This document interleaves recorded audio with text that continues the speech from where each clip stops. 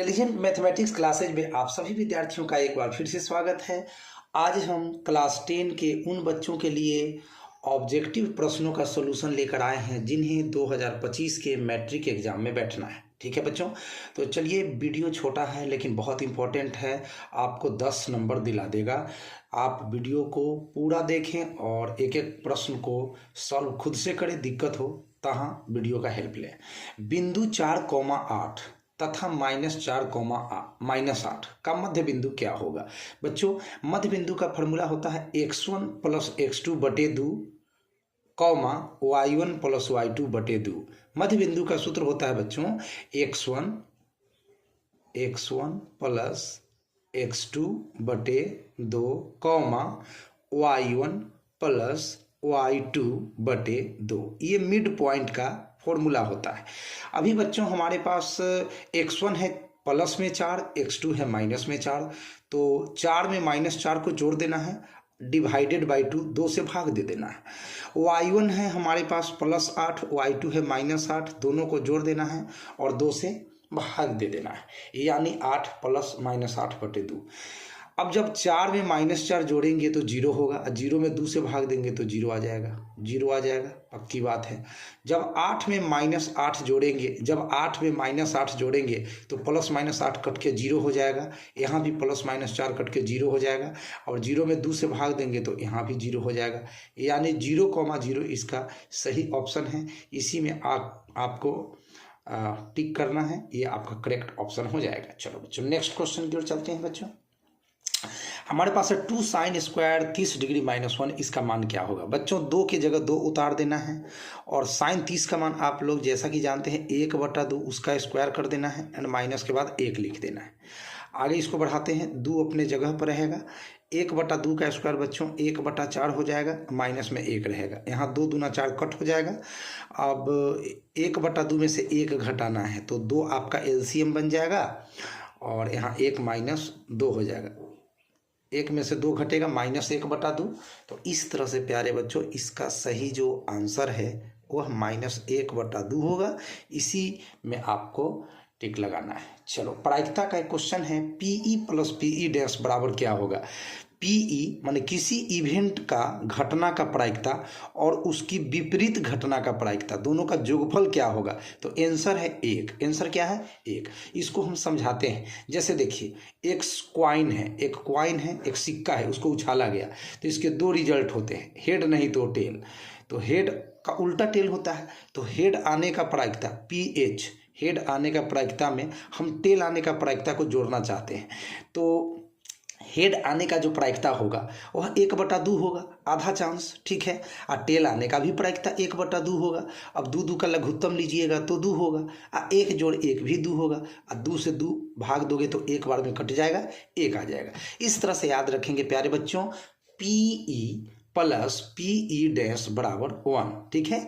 किसी भी इवेंट का प्रोबेबिलिटी, उसकी उल्टे इवेंट की प्रोबेबिलिटी, दोनों का जो सम होता है, योगफल होता है, वह 1 के बराबर होता है। पाई क्या है? बार बार ऑब्जेक्टिव में आता है, पाई क्या है?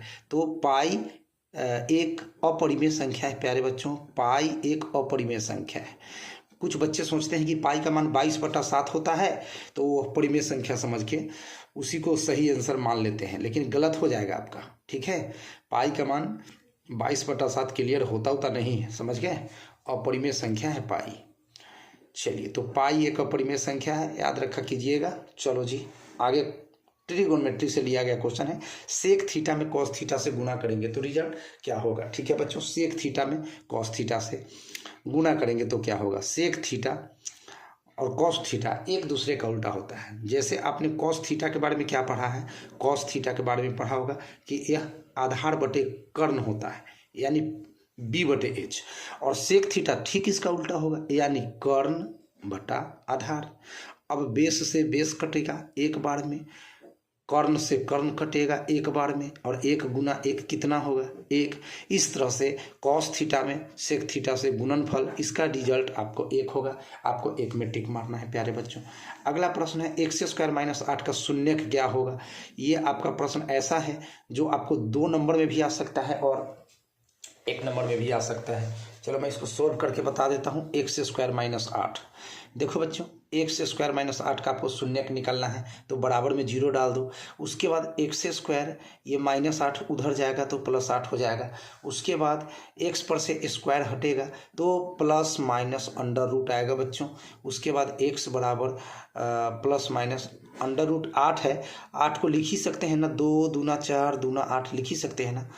तो प्यारे बच्चों इस तरह से आपको आ गया एक्स बराबर प्लस माइनस 2 का पेयर बन रहा है तो बाहर कर लीजिए।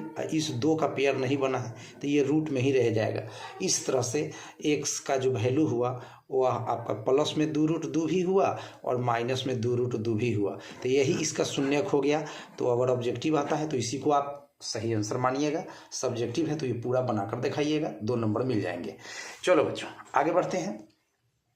क्वेश्चन नंबर 6 तक क्लियर हो गया। इसका आंसर है 2 रूट 2 एंड माइनस में 2 रूट 2। ठीक है। अब है x square plus x plus 1 बराबर 0 का विवेचक क्या होगा। विवेचक को हम लोग विविक्तर भी कहते हैं, इसका अंग्रेजी डिस्क्रिमिनांट होता है। चलो x square plus x plus 1, x square ये हमारा क्वेश्चन नंबर है 7 नंबर क्वेश्चन, 7 का सॉल्यूशन है। X square plus x plus 1 बराबर 0 का विवेचक। बच्चों इसको तुलना करना है A X square plus B X plus C equal to 0। A X square का गुणांक होता है, यहाँ कुछ नहीं है तो ए का वैल्यू हो गया 1। बी होता है एक्स का गुणांक, तो एक्स का गुणांक में भी कोई संख्या नहीं है तो बी का वैल्यू भी हो गया 1। और सी के सामने आपको 1 नज़र आ रहा होगा तो सी का वैल्यू हो गया 1। अब डी का फॉर्मूला होता है, विवेचक का फॉर्मूला है बी का स्क्वायर माइनस 4ac। तो बी के सामने आपका 1 है बच्चों, तो यहाँ पे हो गया 1 का स्क्वायर माइनस 4a का मतलब 1 एंड सी का मतलब भी 1। तो यहाँ 1 का स्क्वायर 1, 4 गुना 1 तो 4, 1 में 4 घट गया तो माइनस में 3, तो -3 है इसका विवेचक। प्यारे बच्चों -3 आपका सही ऑप्शन। उसके बाद का क्वेश्चन है 3, 10, 17 डॉट डॉट डॉट 21वां पद क्या होगा। यह समांतर श्रेणी चैप्टर का क्वेश्चन है जिसको हम लोग एपी भी कहते हैं। तो चलिए 3, 10, 17 दिया हुआ है, 8 नंबर क्वेश्चन है 3, 10, 17 डॉट डॉट डॉट। तो सबसे पहला पद है 3, इसको ए से सूचित करते हैं। इसमें कितना का डिफरेंस बन रहा है, कितना कितना बढ़ रहा है। 3 के बाद 10 हो गया तो 7 बढ़ गया, 10 के बाद 17 है तो 7 बढ़ गया, तो डिफरेंस आपका 7 का है, यानी कि 10 में से 3 घटा लीजिए। दूसरा पद में से पहला पद डी का मान निकल जाएगा 7। आपको निकालना है 21वां पद में टिक करना है तो आपको T21 निकालना है। इसका सूत्र है a + 20d, a + 20d 20d, यानी 21वां पद निकालना है तो यहाँ 20d लिखना है। अगर यहाँ 50वां पद रहेगा तो 49d लिखना है, एक कम कर देना है। ध्यान रखिएगा ए का वैल्यू बच्चों आप देख सकते हैं, ए का वैल्यू 3 है तो 3 डाल दीजिए प्लस 20 लिखिए एंड डिफरेंस 7 का है। पहले गुना का काम करेंगे बाद में जोड़ेंगे। तो पहले 20 सते 4 से 140 होगा, 140 में 3 जोड़ेंगे तो 143 हो जाएगा। यही आंसर है 143, इसका सही आंसर है 143। चलो एपी के n पदों का योग, इसके 2 सूत्र होते हैं बच्चों। एपी के 9 नंबर सवाल समझिएगा। एपी के n पदों को जोड़ने के लिए हमें 2 सूत्र है, एक है n/2 into 2a plus n-1 into D, एक ये सूत्र है। और एसएन के लिए एक और सूत्र है n/2 into a plus L. L का मतलब लास्ट टर्म होता है, ठीक है। एन का मतलब होता है पदों की संख्या की, आपको हाउ मेनी टर्म्स, कितने पदों को आपको जोड़ना है वो होता है, ठीक है। तो ये दोनों सूत्र आप लोग याद रखेंगे जो ऑप्शन में दिया हुआ होगा, दोनों ऐसे सही है, कोई एक ऑप्शन रहेगा, याद रखिएगा। उसके बाद है बिंदु -3, -5 किस पाद में स्थित है, तो इसका आंसर है 3rd। जब दोनों संख्या माइनस में है, एक्स का मान भी माइनस में है और वाई का मान भी माइनस है, तो 3rd पाद में वो आपका पॉइंट चला जाता है। चलो जी, उसके बाद ज्यामिति का एक छोटा सा क्वेश्चन ऑब्जेक्टिव में आएगा इस बार कि a = 3, b = 4, c = 5 किस प्रकार का त्रिभुज है बच्चों। तो सबसे पहले हम तीनों भुजा को स्क्वायर करते हैं, उसके बाद हम कुछ बताना चाहेंगे आप लोगों को। चलो a = 3, a = 3, b = 4 and c = 5। तो सबसे पहले हम a का स्क्वायर कर देंगे तो 3 का स्क्वायर कर दीजिएगा तो 9 मिल जाएगा। फिर b का स्क्वायर कर दीजिएगा तो 4 का स्क्वायर कर दीजिएगा तो 4 × 16 मिल जाएगा। फिर c का स्क्वायर कर दीजिएगा तो 5 का स्क्वायर करिएगा तो 25 मिल जाएगा। अब आप देख सकते हैं कि अगर a² में b² को जोड़ दिया जाए तो 16 × 9 = 25, जो कि c² के बराबर हो जाता है। प्यारे बच्चों, यहाँ पे आप देख सकते हैं कि अगर a के स्क्वायर में b का स्क्वायर को हम जोड़ते हैं, यानी 9 में 16 जोड़ते हैं तो आपको 25 मिलता है, और 25 जो है वह c स्क्वायर के बराबर हो जाता है। इसका मतलब है कि यह समकोण त्रिभुज है प्यारे बच्चों, राइट एंगल ट्रायंगल। यह समकोण त्रिभुज है क्योंकि ये हो गया आधार स्क्वायर प्लस लंब स्क्वायर बराबर कर्ण स्क्वायर, तो यह समकोण त्रिभुज हो गया प्यारे बच्चों। तो आप लोग टिक मार दीजिएगा समकोण त्रिभुज में, ठीक है। ये 5 हो गया, मान लो ये 3 है, ये 4 है। इस तरह से समकोण त्रिभुज हो गया आप लोगों का। एंड लास्ट क्वेश्चन है 12 नंबर, साइन थीटा बराबर कॉस थीटा, तो थीटा बराबर क्या होगा प्यारे बच्चों? तो इसका आंसर है 45 डिग्री। इसका आंसर कितना है? 45 डिग्री, या रेडियन में अगर ऑप्शन होगा तो π/4 रेडियन, π/4 रेडियन, यही सही जवाब है। क्योंकि साइन 45 डिग्री का मान भी 1/√2 होता है और कॉस 45 का मान भी 1/√2 होता है। इसीलिए 45 डिग्री पर जाकर साइन थीटा कॉस थीटा बराबर हो जाता है। 45 डिग्री के एंगल पर साइन थीटा कॉस थीटा दोनों बराबर हो जाता है।